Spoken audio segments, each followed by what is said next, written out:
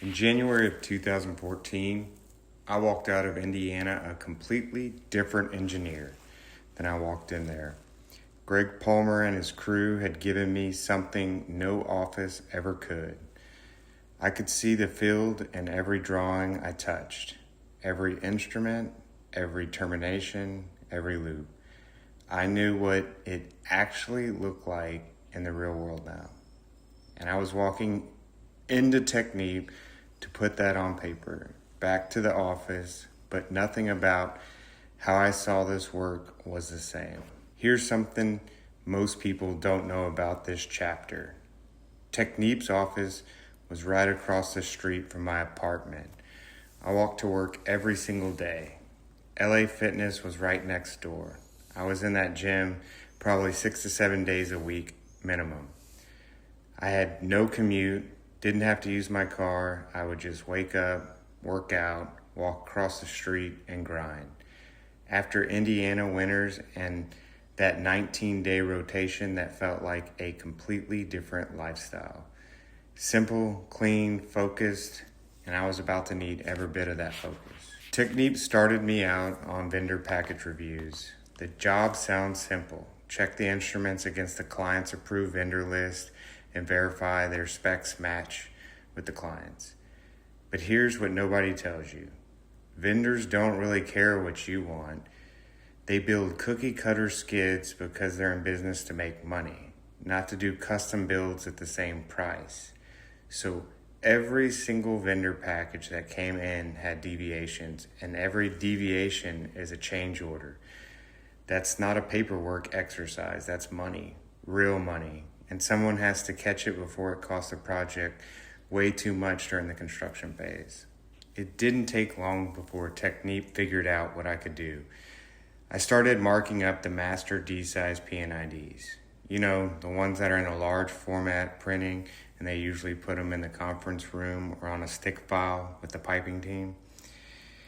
I had to mark them up with the motor typicals, and I had to change all the blank boxes for the vendors to what the actual vendor was providing. So I was converting the vendor boxes on all the drawings. Vendors use their own symbology. The clients use their own. They don't match. So having to convert every single vendor P&ID to our P&IDs was no easy task. It's like reading two different languages at the same time. I grabbed the red pen and went to work. That's when the room started paying attention. There's a moment on every project where people stop seeing you as the new guy and start seeing you as the guy they need. For me, at Technip, that moment came from the markups, from showing up to every MOC meeting that touched instrumentation, from being the one in the room who could answer the question. It's not announced. Nobody pulls you aside and says, "Congratulations, you've arrived." You just notice one day that the calls are coming to you first, and you better be ready when they do. That's when I met Jack. He was the lead I&C guy for CPChem, the client. Jack was originally an operator who moved into the DCS group when the Sweeney site built the group out. He knew how that plant worked, not from drawings, from living it. And he saw how eager I was to do things the right way. That combination changes your career. Jack became my Greg Palmer for the office. Different setting, same impact. He took time he didn't have to invest in me, and I paid attention to everything he showed me. Jack taught me how to communicate with the client. That sounds simple. It is not simple. There's a difference between being technically right and being able to walk into a room full of senior people and make them understand why you're right and what it means for their project. Jack taught me how to think out loud in a room. When I didn't know something in a meeting, he'd break down what was going on and ask me, "Does that sound right? Is anything missing?" He was teaching me how to find the answer in real time instead of freezing. That skill lives in every meeting I've walked into for the last 10 years. Then came the factory acceptance tests. We called them FATs. This is where you travel to the vendor's facility and test the equipment before it ships out to site. If it fails at the vendor facility, you fix it right there. If it ships broken and you catch it in the field, That's a cost and schedule impact problem that can kill a project. So the FATs matter, and Technip had me going to all of them. Florida, Louisiana, Wisconsin, Pennsylvania, Oklahoma, you name it, I went. I was in my late 20s, traveling the country, testing equipment that would run a multi-billion-dollar facility. That was my life, and I loved every minute of it. Tampa was the vacuum unloading package FAT. This is where they take a vacuum blower system and pull products from a rail car to load into storage tanks until it's needed. We tested the equipment, worked through the punch list, got what we needed, and then I found Hogan's Beach.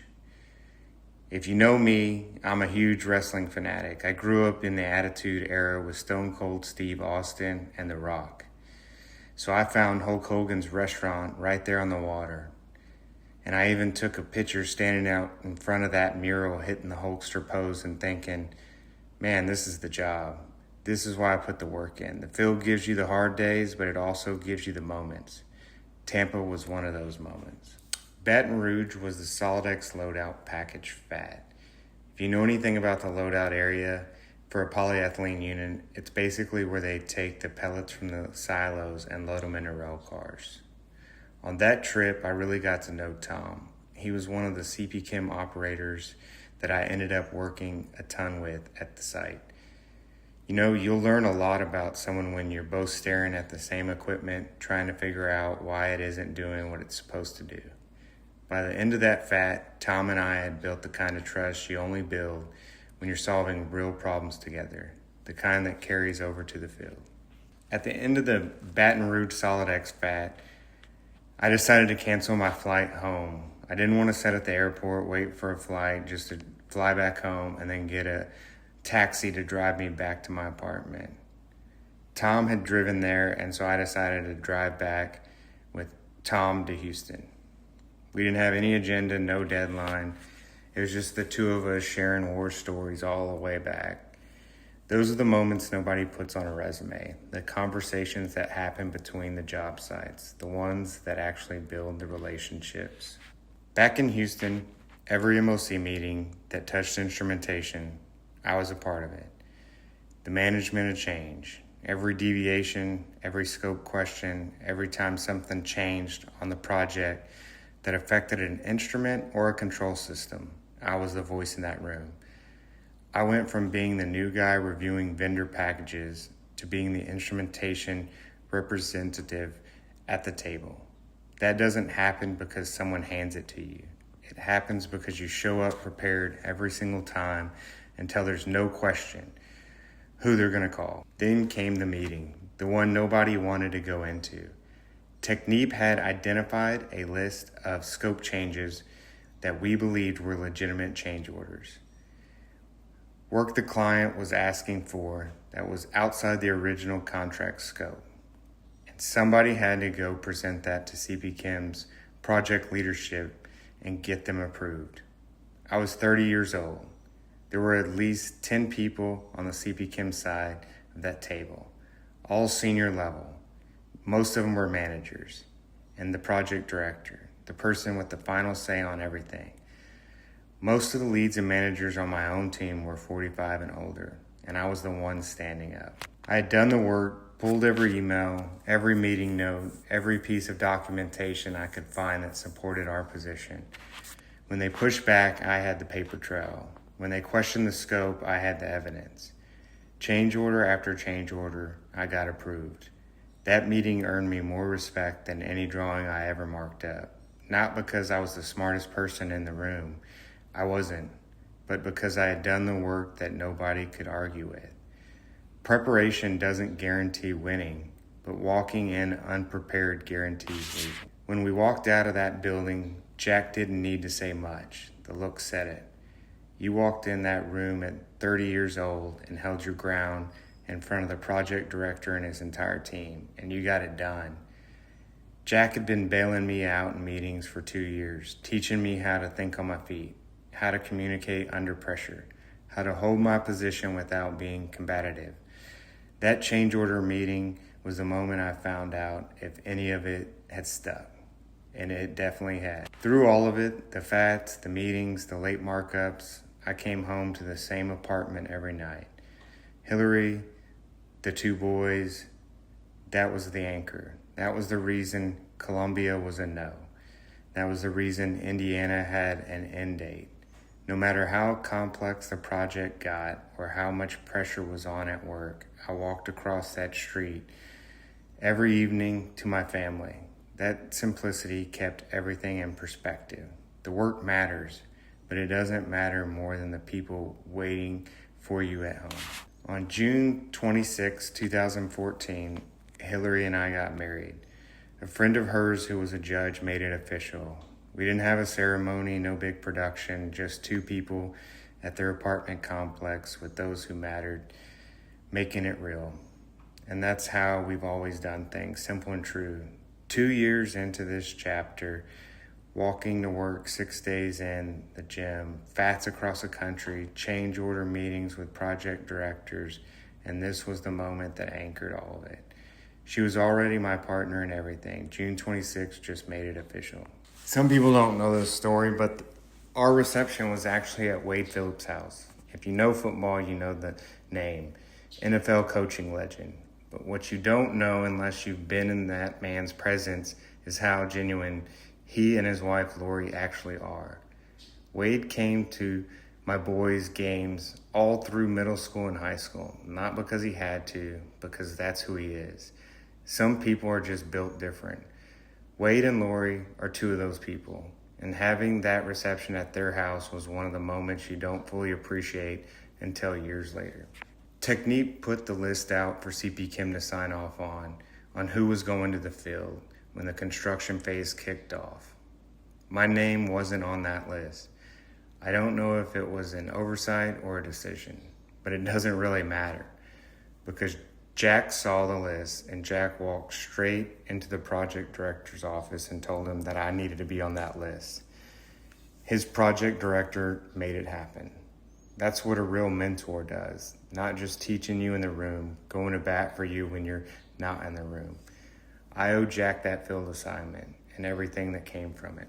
January 2016, 2 years of engineering and design complete, over 27,000 instruments, over 16,000 loops, 2 polyethylene trains being built from the ground up. And I was going to the field to see every drawing I'd spent 2 years touching become real. Jack made sure I was going. The field had changed how I saw the office. Now the office was about to change how I saw the field. And Zoe was born in March of that year. That story, the construction, the commissioning, the startup, the 2,000 hours of overtime, and the rocking chair, that's next week. Stay built different. Find your Jack. See you next week.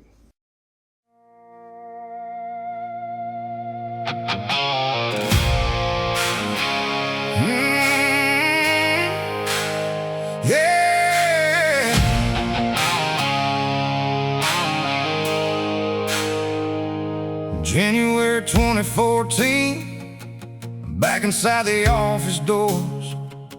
Field boots traded for drawings, but I saw them different than before. Apartment right across the street, coffee in my hand each day. Gym next door, 6 days a week, just stacking bricks and paving my way. Vendor packages piled high, a red pen running through the specs, checking every instrument, making sure nothing got missed. One markup became 10, 10 became my name. Funny how respect arrives when you keep showing up the same. I wasn't the smartest guy in the room, I was the one who stayed. One more P&ID, one more late night, one more problem on my plate. While everybody talked about it, I went to work instead. Before long they stopped saying, "Who's that kid?" and started saying, "That's the guy we need."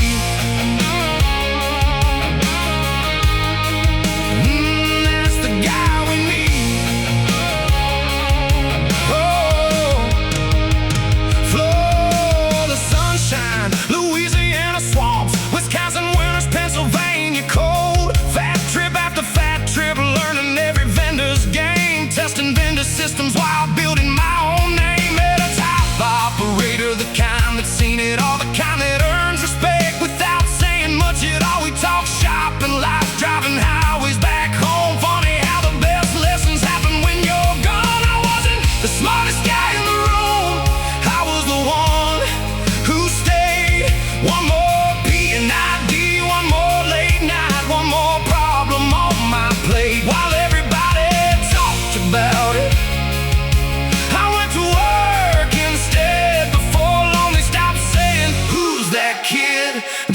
saying, that's the guy we need. Yeah.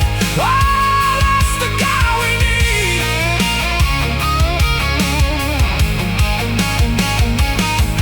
Everybody needs that person who sees more in you than you do.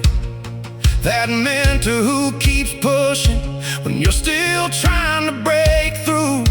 He taught me how to think, how to listen before I spoke, how to walk into a room when the pressure started to choke. Then came the CPChem meetings, MOC after MOC. Change order stacked to the ceiling, and somehow they pointed at me. 30 years old, standing in front of all the big dogs, holding my ground while people twice my age waited for me to blink. Every email, every meeting note, every markup, every promise somebody wrote. When they pushed back, I had the proof. When they questioned scope, I had the truth. I wasn't the smartest guy in the room. Hell, I barely turned 30, standing in front of leadership while my manager stood behind me. Every draw, every fact, every lesson along the way led to that moment when they looked across the table and believed what I had to say. I wasn't the smartest guy in the room. I was the one who outworked the rest. And that's when I realized built different ain't something you're born with. It's something you earn. One hard day at a time. Apartment lights, family waiting, drawing spread across the table. Long road behind me, long road ahead, one step at a time. That's how trust gets built. That's how respect gets earned. That's how ordinary